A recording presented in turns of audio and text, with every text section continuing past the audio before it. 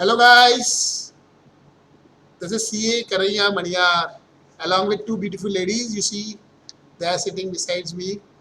मेरा नाम ही ऐसा है यार, मैं क्या करूँ। सब सुंदर लड़कियों के साथ ही घूमता हूँ मैं, और वैसे लेडीज सुंदर ही होती है, आप समझो। Chirag is jealous of me, is saying how come this is possible. Chirag you need not worry. अभी क्या है, मैं अभी स्टूडेंट लोग इतने अच्छे अच्छे रहते, तो अभी करना ही पड़ता है। अभी अपना ऑब्जेक्टिव क्या है, टाइम पास ऑब्जेक्टिव नहीं है, तो ऐसे ही थोड़ा आपको हंसा दूँ। आप थोड़े थके हुए लग रहे थे मुझे। ये दोनों स्टूडेंट्स जो हैं, the girl in the black coat, specs वाली अपनी ये, she is Saba, and she was a quite brilliant student throughout our academics. मतलब 10th 11th 12th BCom topper है, बिल्कुल स्कॉलर अपनी भाषा में। Inter first attempt, CPD first attempt, final में झटका लग गया। क्यों लगा, क्या किया, ये सब वो बताएगी, मैं नहीं बताऊंगा। ये सेकंड दुबली पतली जीजाजी छत पर है हमारी, जो मैं आपको एग्जांपल देता हूँ, जो लड़की धोखे से शादी करके ही थी, वो वाली लड़की है ये।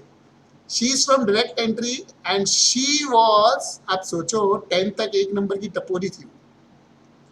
मतलब इसको दुकान पे बैठने का इतना शौक था, मैं क्या बताऊं आपको। इसके डैडी की दुकान थी, उस पर रोज बैठती थी। ये क्लास में आती थी ना, इसको ऐसे ही लगता था कि वेस्ट है। But she did very well from her 12th onwards. You imagine कि जो लड़की 10th तक 60s में आती है, 12th में 80+, CA first attempt. So she is Rinku, she is Sabha, and now the session will be taken by them. You need to listen, you need to at least respond by having camera on or by emojis, and your doubt session will be in the end. Correct? Those guys who are seeing recorded lectures, because I will be uploading this lecture on YouTube. You find it work, please share with your friends, because objective of this lecture is just to make aware CA students how to study. बच्चे पास हो गए, अपने पैसे वसूल, बरोबर। So the now turn is of Sabha and Rinku. They will be entertaining you. Hello, hi friends, good afternoon. So my name is CA Sabha Ashraf Chhapra, and as said by Kanaya sir, I was a bright student in 10th standard, 12th, then CPT I cleared first attempt, IPCC I cleared first attempt, and then I got a back when I got my first failure in CA final. तो जब मेरा first failure मैंने face किया first attempt, तब मैंने बहुत सारे points note down किए थे, जो माइन्यूट डिटेल्स, जो हम लोग इतना ध्यान नहीं देते हैं, बट जिसकी वजह से हम लोग फेल होते हैं, जो माइन्यूट डिटेल्स। तो वो मैं आज आपके साथ डिस्कस करने वाली हूँ, जो मैंने फेस किए, और होपफुली आप वो सब चीज़ों को ध्यान में रखते हुए अपने प्लान बनाएं, तो this will be very helpful to you. Hi everyone, here Rinku Silvi. और जैसे कि सर ने बताया, मैं एवरेज स्टूडेंट थी। 10th स्टैंडर्ड तक बिल्कुल भी पढ़ाई वैसा कुछ नहीं था। फिर 10th में जो झटका लगा ना, एकदम कम परसेंटेज और सबका कंपैरिजन जो चालू हुआ, उसके बाद एकदम ड्रास्टिक चेंज। कॉलेज लाइफ से ही मैंने चेंज चालू कर दिया, मुझे पता अभी पढ़ना है, नहीं तो कुछ होगा नहीं। और फिर इंटर भी फर्स्ट अटेम्प्ट हो गया, डायरेक्ट एंट्री रूट था मेरा तो। और सीए फाइनल अभी फर्स्ट अटेम्प्ट में फर्स्ट ग्रुप तो हो गया, लेकिन सेकेंड में थोड़ा हो गया problem. Let me tell you the reason. First attempt जब नवंबर में इसने दिया, इसको बीच में कोरोना हो गया, फिर इसने ऑप्ट आउट किया। जैन के लिए 4 पेपर दिए और इसको जॉन्डिस हो गया। मतलब बीमारियां तो ऐसे चुन चुन के ले रही है ये। जीजा जी परेशान हो गए इससे, आप समझ जाइए बात को। Okay, so I'll go on with the very first point. The very first point that I want to discuss is the dilemma. So as soon as we enter this course CA final, एक बहुत ही एक notion बना दिया गया है, CA बहुत tough है, या CA का पासिंग परसेंटेज बहुत टफ है। तो ये हम सुन के क्या होता है ना, हम अपना अनकॉन्शियस सबकॉन्शियसली हम लोग अपना दिमाग में ये फिट कर देते हैं कि हो सकता है हम फेल भी हो सकते हैं। क्यों, 10th में हम लोग तो कभी नहीं सोचते देयर आर 2 ऑप्शंस, पास और फेल। 10th तो हम लोग ने दिया, पास हुए। 12th में नहीं सोचते, पर पता नहीं क्यों IPCC के बाद आने के बाद एक अलग ही नोशन कि हाँ अब फेल भी हो सकते हैं। तो this is the first step. जब आप ये अपने आप को बोलने लगते हो ना, हाँ फेल भी हो सकते हैं, तब आपने अपने फेलियर की तरफ फर्स्ट स्टेप ले लिया है। This is a very proven formula. Your fear of failure should always be less than belief in yourself. सबसे पहले आपको अपने आप में बिलीफ रखना पड़ेगा. बिलीफ ज़्यादा होगा देन इट्स ओके, बट आपका फियर ऑफ फेलियर अगर ज़्यादा है देन आप ऑलरेडी रॉन्ग ट्रैक पे जा चुके हो. तो कभी इसके बाद, ये सेशन के बाद, अभी एक दूसरे के साथ कभी ये डिस्कस नहीं करना पासिंग परसेंटेज बहुत कम है, मैं फेल हो सकती हूँ, मैं पास हो सकती हूँ. ये जो एक नोशन है वो आज के बाद ख़त्म कर दे. और अगर नहीं कर पा रहे हो तो कहीं लिख दे, like I will pass, it's very easy, I will pass. ये एक नोशन अगर आप रखते हो तो आप एक बहुत ही अच्छा स्टार्ट कर रहे हो. जैसे कि सबा ने बोला, सब बोलते हैं कि ये टफ है, but don't believe when someone से इट इज टफ, बिकॉज आपने तो ट्राई किया ही नहीं है अभी तक. कैसे टफ आपके लिए? आपने 10th में जब एग्जाम दी तो आपने पहले से सोचा था कि आप फेल हो जाओगे? नहीं. वो लेवल पे हमारे लिए वो भी टफ था, 12th के लेवल पे हमारे लिए वो टफ था. सिमिलरली अभी अगर हम थोड़े से सीए फाइनल सीए करना है तो फिर उस लेवल पे थोड़ा टफनेस तो इंक्रीज होगा ही ना. तो ये टफ है, बट अगर हम करेंगे तो हो जाता है. कुछ इतना नहीं है कि मतलब एक्स्ट्रा ऑर्डिनरी चीज़ है जो नहीं कर सकते, वैसा कुछ नहीं है. और मैंने मेरे आईपीसीसी के टाइम पे कभी ये सोचा ही नहीं था कि पास या फेल वगैरह ऐसा कुछ ऑप्शन है. इसीलिए my main reason to pass IPCC was this only. I was very confident. But final में आके जब मेरा कॉन्फिडेंस इतना लो हो गया कि in my first paper, final के अकाउंट के फर्स्ट पेपर में माय हैंड्स वर शिवरिंग. मैं लिख नहीं पा रही थी, मैं इतना डर चुकी थी, इतना कॉन्फिडेंस मेरा लो हो चुका था. तो आपका कॉन्फिडेंस आपके साथ होना, आपका बिलीफ आपके साथ होना बहुत ज़रूरी है, क्योंकि अगर आप बिलीव करोगे खुद में तो ही आप कॉन्फिडेंटली वो 3 आवर्स का पेपर लिख पाओगे. और ये फर्स्ट ग्रुप और जो सेकंड ग्रुप का जो करते हैं ना कि एक ही ग्रुप देना है, वैसा कभी नहीं करना है. बिकॉज ना 10th 12th में हमारे पास ऑप्शन था कि 8 पेपर्स है तो हमें पूरे एक साथ ही देने थे ना. तभी का 4 पेपर्स और 4 पेपर्स देते थे. तो अभी भी 8 पेपर्स हम साथ में ही देंगे. ये ऑप्शन नहीं देने का कि फर्स्ट ग्रुप बाद में देंगे फिर सेकेंड ग्रुप देंगे, ऐसा नहीं. बिकॉज इसकी वजह से भी हम खुद को पहले ही फेलियर डिक्लेयर कर देते एक ग्रुप के लिए. गाइस सिंपल भाषा में बोलना चाहते हैं, स्टेप 1 यही है कि आपको रोज अपने आप को ये बोलना है कि मैं तो AIR ला सकता हूँ, मैं तो दोनों ग्रुप अच्छे मार्क्स से पास होऊंगा, रैंक लाऊंगा. ये पहली चीज है. आप खुद ही अपने आप को मोटिवेट नहीं करोगे, दूसरा कौन करेगा? नेगेटिव बात नहीं करना है कि मैं फेल हो जाऊंगी, मेरे को नहीं आता है, मैं मूर्ख हूँ, सीए तो टफ ही होता है, लोग फेल होते हैं, ये सब बातें नहीं करनी. और जो ये बातें करे उनके साथ नहीं रहना. इंटर में ये लोग ऐसी बातें करते हैं. मैं तो क्लास में रोज ही बोलता हूँ सबको कि आप लोग रैंक ला सकते हो, सिर्फ मेहनत करो.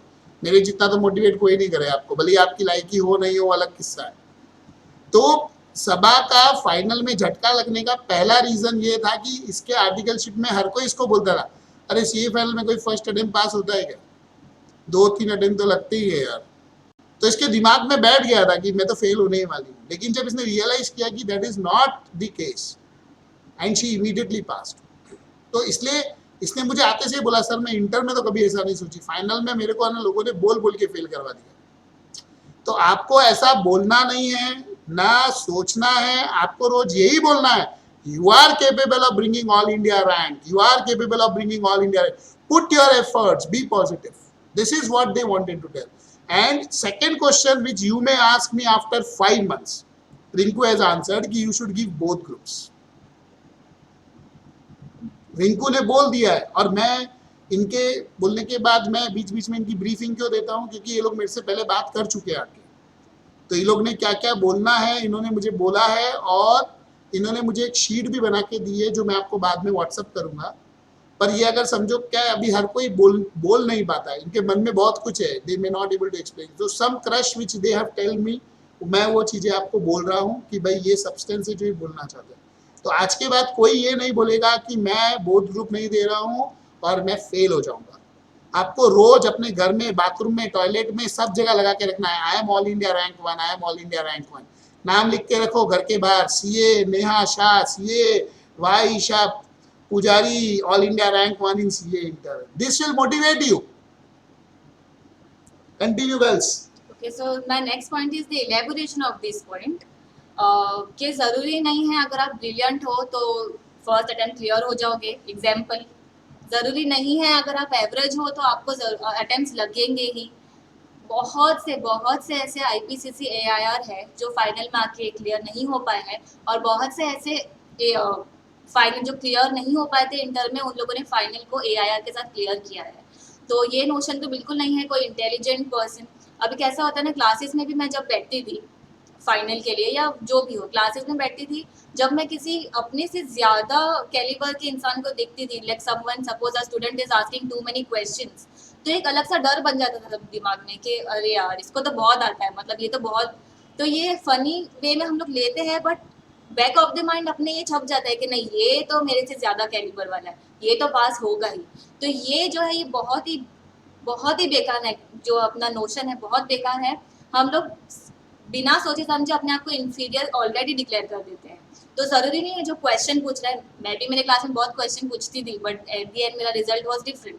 तो जरूरी नहीं है जो कैलिबर जिसका दिखता है वो पास होगा। It is all a game of that 3 hour paper. वहां पे अगर आप काम कंपोज और प्रॉपरली मैनेज करके पेपर लिख के आओगे, डेफिनेटली पास। यहाँ पे फेल होने की एक्चुअली गुंजाइश होती ही नहीं है, क्योंकि हमारा इतना नेगेटिविटी अपने हम लोग ने भर दिया है ना अंदर, इस वजह से रिजल्ट कम आता है। रिजल्ट कम की वजह से हम लोग फेल नहीं होते। तो ये हम लोगों को समझना बहुत जरूरी है। और स्टॉप गिविंग एक्सक्यूज। हम लोग बहुत ज़्यादा एक्सक्यूज देते हैं कि नहीं ऑफिस है, स्पेशली ये डायरेक्ट एंट्री रूट स्टूडेंट के साथ होता है कि मॉर्निंग का 3 आवर्स का लेक्चर हो गया, उसके बाद दिन भर ऑफिस और फिर हो गया, पढ़ा कब हमने, पढ़ाई तो हुई नहीं। तो हमें मेनली टाइम निकालना पड़ेगा और पढ़ना पड़ेगा, स्पेशली जो ट्रैवलिंग का टाइम होता है। सर भी बोलते हैं कि ट्रैवलिंग के पीरियड में जो may be 1 hour half an hour जितना भी हो रहा है, वो पीरियड में भी अगर हमने रिवाइज किया ना, तो एटलीस्ट हमारा जो मॉर्निंग 3 आवर का लेक्चर है उसका रिविजन तो हो गया एक बार। और एक बार सारे रिवीजन होंगे ना तो ही जाके स्टडी पीरियड में पढ़ाई होगी, अदरवाइज सब न्यू लगेगा। जो हमने पहले पढ़ा लेक्चर्स में और स्टडी पीरियड में, ऐसा लगेगा सब वापस हमें स्टार्ट से स्टार्ट करना है, और वो पॉसिबल नहीं है स्टडी पीरियड के 3 मंथ्स में सब कुछ करना वापस। एटलीस्ट एक रिवीजन तो हो जाता है तब तक अगर पढ़ा है तो। एक इन्होंने बोला कि आप कंपेयर मत करो। जैसे आपको पता रहेगा मैं क्लास में कितनी बार बोलता हूँ कि हर स्टूडेंट यूनिक है। सपोज करो चिराग है, चिराग ना 3 बार पढ़ता है तो उसको चीज याद होती है। समझो वाई ईशा 1 बार पढ़ती है तो उसको याद होती है। नेहा 5 बार पढ़ती है तो उसको याद होता है। अगर समझो नेहा को पता है उसको 5 बार पढ़ेंगे तो ही समझेगा, तो ही याद होगा, और नेहा 5 बार पढ़ भी लेगी तो नेहा पास हो जाएगी। वाईशा को लगता है 1 बार पढ़ना चाहिए, उसने 1 बार भी नहीं पढ़ा तो फेल हो जाएगी। सो ये कोई क्राइटेरिया नहीं है कि 10th में आपको 90 प्लस थे, 12th में 90 प्लस थे तो आप सीए पास हो जाओगे। देखो हर स्टैंडर्ड में मेहनत तो उतनी लगने वाली है। तो आपका ये रियलाइजेशन बहुत जरूरी है कि हमें पढ़ना पड़ेगा, और आपको पता होना चाहिए कि मुझे कितना पढ़ना पड़ेगा, और उतना पढ़ना ही पड़ेगा। कल को नया 5 बार पढ़ के पास हो जाती है तो वाइशा ऐसा नहीं बोल सकती अरे क्या ऐसे बोंदू बच्चे पास हो गए और मैं स्कॉलर फेल हो गई, इंस्टीट्यूट कुछ भी रिजल्ट निकालती है। जो पढ़ेगा वो पास होगा। दूसरा स्पेशली कि एक्सक्यूज नहीं देने का। जैसे आफ्टर के बच्चे ना लेजी बहुत होते हैं क्योंकि उनके पास टाइम बहुत रहता है, पढ़ते नहीं है, मोबाइल, फ्रेंड्स, बर्थडे पार्टी, घर पे गेस्ट आ गए, इधर जाना, बस या तो पढ़ लो या ये सब कर लो। डायरेक्ट एंट्री वालों की जिंदगी तो वैसे ही ऑफिस में बीत जाती है, तो पता ही नहीं है जीवन में और कुछ है कि नहीं। रिंकू भी आर्टिकलशिप के समय ही सीए इंटर की थी, पर ये सिंसियरली सोचो, रिंकू की तो बीच में शादी हो गई थी इंटर के एग्जाम के पहले, तो भी इसने सब टेस्ट वगैरह दिए, सिंसियरली टाइम पे क्लास आती थी, पढ़ती थी, रोज रिवीजन करती थी। ऑफिस के अंदर कभी ब्रेक टाइम रहेगा तब होमवर्क करके मुझे व्हाट्सअप करती थी। So these where the things she dedicated herself. तो आपको भी वैसा करना ही पड़ेगा। तो एक्सक्यूज नहीं, जो रिंकू ने और सबा ने बोला, लाइफ में एक्सक्यूज नहीं देने का। सबा ने आपको बोला नहीं, सबा ना फाइनल में क्या बोलती थी, सुनो सुनो उससे। ओके तो मैंने फाइनल में बहुत एक्सक्यूजेस दिए हैं कि ऑफिस का प्रेशर बहुत रहता है और बहुत ज़्यादा ड्यू डेट का प्रेशर है, मैं होमवर्क्स नहीं करती थी। पूरे आर्टिकलशिप के पीरियड में मैंने बिल्कुल भी पढ़ाई नहीं की, जो भी मेरा पढ़ाई था वो मैंने स्टडी लीव में स्टार्ट की। तो ये बहुत ही एक नेगेटिव जो मैंने कर दिया था मैंने पूरे आर्टिकलशिप में। मैं सिर्फ इतना ही बोलूँगी कि अगर तुम्हारा प्रेशर है भी, कितना भी प्रेशर है, तुम 30 मिनट्स 45 मिनट्स तो डेली निकाल ही सकते हो। तुम एटलीस्ट जो क्लासेस में पढ़ाए हो वो तुम रिवाइज कर ही सकते हो। और अगर तुम्हारे पास इतना भी टाइम नहीं है तो ट्रैवलिंग का टाइम है, इतना 30 मिनट्स तो सबके पास होता है। 10 बजे पहुँचते हो घर पे, 11 बजे पहुँचते हो, 30 मिनट्स कोई भी निकाल सकेगा। सिर्फ रिवाइज क्लासेस में जो कराए हैं अगर वो आप लोगों ने उसी दिन रिवाइज कर लिया तो स्टडी लीव में जो मतलब डायरेक्ट एंट्री उनको स्टडी लीव में कितना ईजी पड़ेगा। मतलब ऑलरेडी हो चुका रहेगा मेजॉरिटी पोर्शन, और अगर पोर्शन नहीं भी हुआ रहेगा तो you will be familiar with the subject, the topic, थोड़ा फैमिलियर अगर रहोगे आप तो स्टडी लीव में बहुत इंपॉर्टेंस उसका है। और जो आफ्टर वाले हैं उनके पास तो बहुत टाइम है, अगर वो लोग टाइम वेस्ट कर रहे हैं तो ये सेशन बहुत उनके लिए एक अलार्म रहना चाहिए। आपको सुबह में अगर जो कन्हैया सर पढ़ा रहे हैं, रिवाइज घर पे जाके रिवाइज होना चाहिए। उसके बाद आप पीएम सॉल्व करना चाहिए। उसका जब वो जो टॉपिक का जब टेस्ट होगा वो टेस्ट के पहले आप रेडी रहना चाहिए with your classes notes, with your module illustrations, with your PM. ये सारा होने के बाद आप टेस्ट इज वेरी इंपॉर्टेंट। जो लोग टेस्ट अटेंड नहीं कर रहा है वो ऑलरेडी तुम लोग फेलियर की तरफ बढ़ रहे हो। मत टेस्ट अटेंड करो, क्योंकि वहीं से आपका प्रैक्टिस, वहीं पे आपको समझेगा आप कहाँ गलत हो कहाँ सही हो।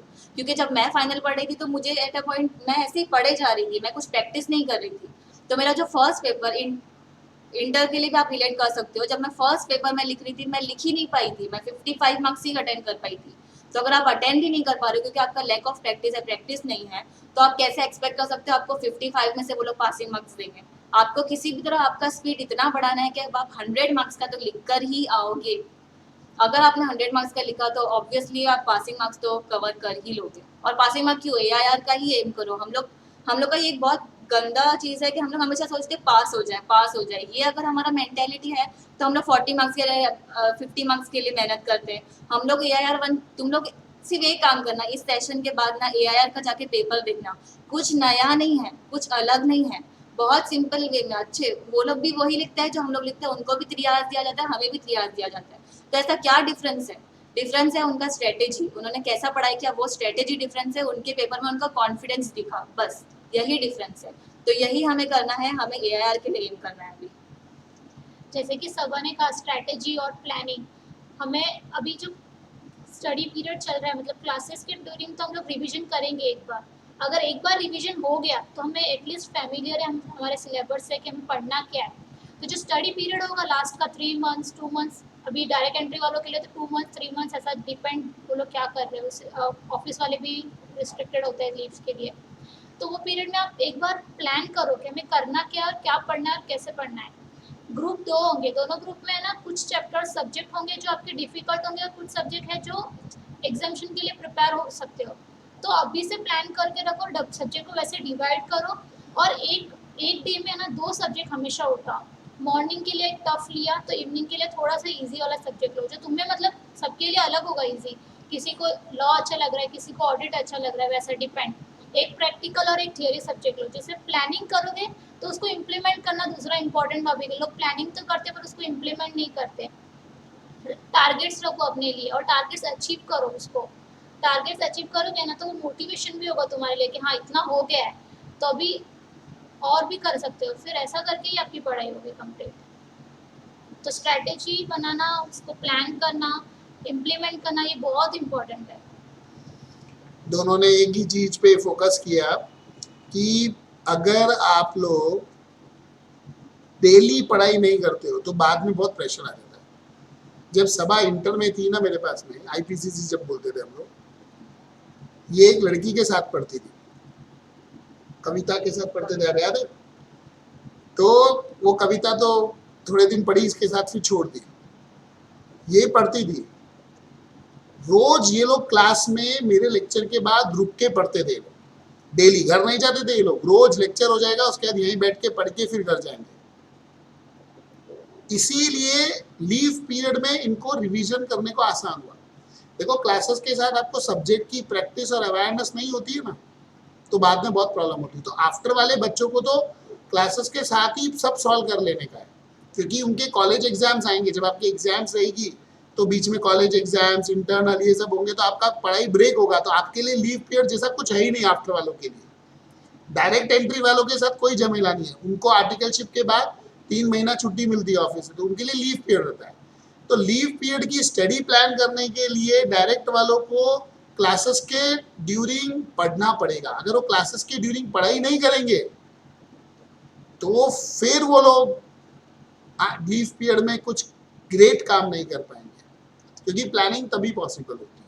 तो वो बहुत बहुत ज़रूरी है कि जो डायरेक्ट एंट्री वाले हैं रोज 1 घंटा टाइम निकालें और पढ़ाई करें, ताकि जब आपका हैवी लेक्चर्स रहेगा लीव पीरियड में तो पीछे का हो गया है तो खाली वही पढ़ना है। डायरेक्ट एंट्री को तो प्रिपेयर रहना चाहिए क्योंकि लेक्चर्स एक्सटेंड होते हैं। बिकॉज 3 आवर्स में थोड़ी पोर्शन कंप्लीट हो जाएगा पूरा, एवरीडे से 3 आवर्स ही तो लेक्चर होते हैं अपने। Okay, so the next point that I want to discuss is the major reason of my failure. The major reason of my failure is the point, don't change the book that you are referring. Don't keep on changing book. मैंने मेरी final में क्या mistake किया, मतलब क्या होता है ना, हमारे बहुत कलीग्स रहते हैं, बहुत फ्रेंड्स रहते हैं, वो लोग रिफर करते हैं हम लोगों को, इस ये सब्जेक्ट के लिए ये बुक, वो सब्जेक्ट के लिए ये बुक। तो ऐसे करते करते मैंने स्टार्ट एक सब्जेक्ट, पर्टिकुलर सब्जेक्ट के लिए स्टार्ट मैंने कोई और बुक से किया, बीच में मैं कोई और बुक पढ़ रही थी, एंड मैंने कोई और ही रेफरेंस बुक से किया।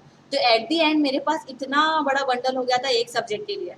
तो जब लास्ट एक दिन बचा था ना रिवाइज करने के लिए, मैं कुछ रिवाइज नहीं कर पाई थी, मैं समरी नोट्स नहीं बना पाई थी, मुझे पता नहीं था मेरे सिलेबस में क्या है, क्योंकि मैंने इतने वैरायटी ऑफ नोट्स पढ़ लिए थे कि मुझे एग्जैक्टली पता नहीं था मेरे सब्जेक्ट में है क्या। तो इस वजह से मेरा कॉन्फिडेंस लेवल बहुत लो हो गया था, मैं वो वन डे यूटिलाइज नहीं कर पाई थी, मैं रोई थी मेरे पेपर्स में, मैं क्लियर नहीं कर पाई थी। तो ये मेजर जो, और ये हर कोई करता है, ये रेफरेंस बुक के पीछे इतना लोग भागते हैं ना। आप लोग खाली अपना एक क्वेश्चन पेपर देखोगे, पूरा वो मॉड्यूल बेस्ड रहता है, मॉड्यूल प्रैक्टिस मैनुअल्स, इंटर में तो आपके पास प्रैक्टिस मैनुअल्स है, उसी के रिलेटेड ही क्वेश्चंस आते हैं। तो और सबसे पहली बात आपके पास नोट्स है, मॉड्यूल है, उसके बाद प्रैक्टिस मैनुअल, उसके बाद आपको करना है रिवीजन टेस्ट पेपर्स आरटीपीज, उसके बाद एमटीपीज मॉक टेस्ट पेपर्स रहते हैं, ये सब, और इसके बाद भी आपको पास पेपर्स करने हैं, इसके बाद आपका कॉन्फिडेंस लेवल बढ़ेगा, और इसके बाद आपके पास ऑलरेडी टाइम नहीं बचेगा कि आप कोई रेफरेंस बुक रिफर करें। तो ये जो 5-6 चीज़ें मैंने बताई है, वो बुक्स आप रिफर करें, मॉड्यूल्स, आरटीपी, क्वेश्चन पेपर्स, तो आप पास हो जाओगे। सिमिलरली मैंने भी सिर्फ मॉड्यूल्स, अपने आईसीआई का मॉड्यूल्स यूज़ किया, क्लासेस नोट्स पहले ऑब्वियसली वो रेफर करेंगे, उसके बाद ही आईसीआई के मॉड्यूल पे जाने का, एंड देन आरटीपी एमटीपी ये कर लिया ना, तो फिर ऑब्वियसली कॉन्फिडेंस भी इंक्रीज हो जाता है और हमारे लिए वो इनफ है। दूसरे कोई भी ऑथर की बुक्स वगैरह रेफर करने की ज़रूरत नहीं है, वो लोग भी आईसीआई के मॉड्यूल को ही छापने वाले हैं। आपको एक इंसिडेंट सुनाता हूँ मैं। मेरा एक पुराना स्टूडेंट था, विजय जैन करके, वो है ना बहुत होशियार बच्चा था। तो फाइनल के अंदर उसने एग्जाम दिया, फेल हो गया। मेरे को मिलने को आया, बोला सर मैं फेल हो गया। मैं बोला क्यों? बोले सर मेरा पढ़ के ही नहीं हुआ कुछ। मैंने कहा क्यों नहीं, इतना तो था ही नहीं पढ़ने को, तुम लोग को तो एक एक दिन छुट्टी था, हमारे तो छुट्टी भी नहीं होती थी पहले। बोले सर मैं लाइब्रेरी में पढ़ता था, तो जो दोस्त लोग बताते थे कि ये नोट्स अच्छे हैं, ये वो क्लासेस के, ये समरी नोट्स है, ये ऑब्जेक्टिव की शीट है, बोले मैं सब जेरॉक्स करा लेता था। तो एक एक सब्जेक्ट के इतने बड़े बड़े नोट्स हो गए। तो लास्ट डे में पढ़ ही नहीं पा रहा था, मेरा पढ़ के ही नहीं हुआ, तो मुझे ऐसे लगता था इनकम्प्लीट हुआ है, तो मैं कॉन्फिडेंस नहीं था। तो मैंने उसको बोला तो पहले तो सब जाके रद्दी में फेंक, अब तेरे को स्टडी कंटेंट फिक्स रखना है। तो इन बच्चों को भी मैंने वही बोला था, तो इन लोगों ने वो फॉलो किया। मैंने बोला था क्लासेस के नोट्स अच्छे से पढ़ना, वो थरो हो गए, फिर मॉड्यूल और प्रैक्टिस मैनुअल करना। जो सम्स तुम्हारे प्रैक्टिस मैनुअल और मॉड्यूल में सॉल्व हो जाते हैं तुमसे क्लासेस के नोट्स करने के बाद, वो सम्स को तो कोई टेंशन नहीं है, और जो सॉल्व नहीं हुए उनको मार्क करके रखो और इंडेक्स में आगे लिख के रखो। And you will not believe this girls have followed actually that system only. तो लास्ट डे हमको उतना ही पढ़ना है, फिर इंस्टीट्यूट की आरटीपी, सजेस्टेड आंसर्स, ये सब ही पढ़ना है। क्योंकि आप जितनी बुक्स जमा करते हो ना, प्रॉब्लम क्या होती है कि अगर लास्ट डे आप वो पढ़े नहीं तो आपको लगता है इनकम्प्लीट पढ़ेगी। अगर आपके पास जो पढ़ने का मटेरियल इतना है और आपने पढ़ लिया तो कॉन्फिडेंस बहुत अच्छा रहता है। तो ज़्यादा इधर उधर घूमने का नहीं, ये पढ़ लूँ वो पढ़ लूँ। इंस्टीट्यूट का मटेरियल बेस है, इंस्टीट्यूट के साइड पे चेक करो, जो नई चीज़ आती है पढ़ो, चाहे वो आरटीपी हो, सजेस्टेड आंसर्स हो, मॉक टेस्ट पेपर हो, कुछ भी हो। ये इन लोगों ने भी किया, आप भी वही करो। Yes guys, continue. Let me, I feel time is increasing. एक बार ये सेशन को क्लोज करके we will start again. मतलब we are making this, recording these lectures in parts because नहीं तो फाइल बहुत बड़ी हो जाती है तो बहुत दिक्कत होती है। तो ये हमारा सेशन का फर्स्ट पार्ट हो गया, जिसमें इन्होंने 2 बातें बहुत अच्छी बोली। पहला, हमारे को खुद को सेल्फ मोटिवेट रहना चाहिए, हमको दूसरों से कंपेयर नहीं करना चाहिए, हमें हमारे स्टडी मटेरियल को स्ट्रिक्ट रखना चाहिए, हमें लाइफ में एक्सक्यूज़ नहीं देनी है, पढ़ना हमें ही है, तो हमें हमारे हिसाब से बरोबर से सब रखना है। और ये फाइल में सेव करके अगेन मैं नया वीडियो बनाता हूँ, मतलब that is part 2 for you, so that अपनी फाइल्स बड़ी नहीं होती है। तो जो गाइस रिकॉर्डेड देख रहे हैं ये पार्ट 1 है, पार्ट 2 इसके बाद अभी मैं वापस रिकॉर्डिंग ऑफ करके स्टार्ट करूँगा। In the meantime, you may collect your doubts, you may write your doubts, because last session we will have doubts ka session also. Correct, guys? So we are coming back in just few seconds.